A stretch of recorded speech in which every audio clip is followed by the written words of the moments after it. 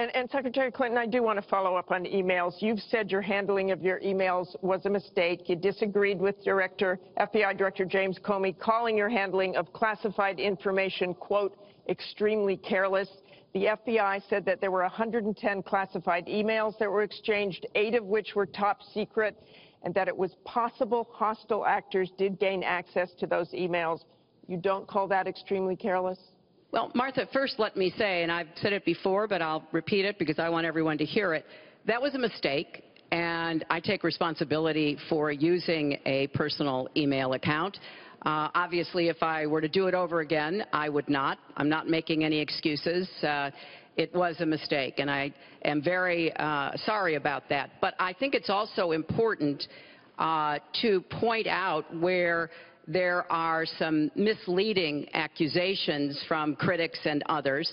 After a year-long investigation, there is no evidence that anyone hacked the server I was using, and there is no evidence that anyone can point to at all, anyone who says otherwise has no basis, that any classified material ended up in the wrong hands. I take classified materials very seriously, and always have. When I was on the Senate Armed Services Committee, I was privy to a lot of classified material.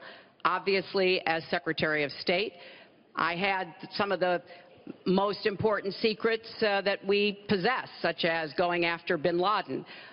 So I am very committed to taking classified information seriously, and as I said, there is no evidence that any classified information ended up in the wrong hands. Okay, we're going to move on. And yet, she didn't know the letter C on a document, right? She didn't even know what that letter meant. You know, it's amazing. I'm watching Hillary go over facts, and she's going after fact after fact, and she's lying again because she said what she did with emails was fine. You think it was fine to delete 33,000 emails? I don't think so. She said the 33,000 emails had to do with her daughter's wedding, number one, and a yoga class. Well, maybe we'll give 3 or 4 or 5 or something.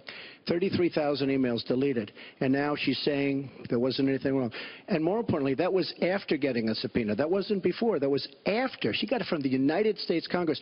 And I'll be honest, I am so disappointed in congressmen, including Republicans, for allowing this to happen. Our Justice Department, where her husband goes onto the back of an airplane for 39 minutes, talks to the Attorney General days before a ruling is going to be made on her case.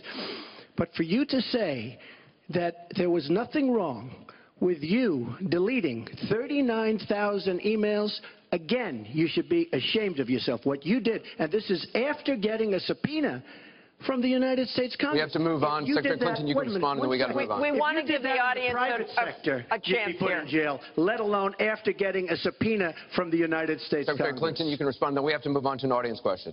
Look, it's just not true, and so please you didn't delete them? Allow her to respond, please. Personal emails, not official. 33,000? Yeah, well, we turned over 35,000, so it was. What about the other 15,000? Please allow her to respond. She didn't talk while you talked.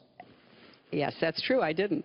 I didn't in the first debate, and I'm going to try not to in this debate because I'd like to get to the questions that the people have brought here tonight to talk to us about. And get off this question.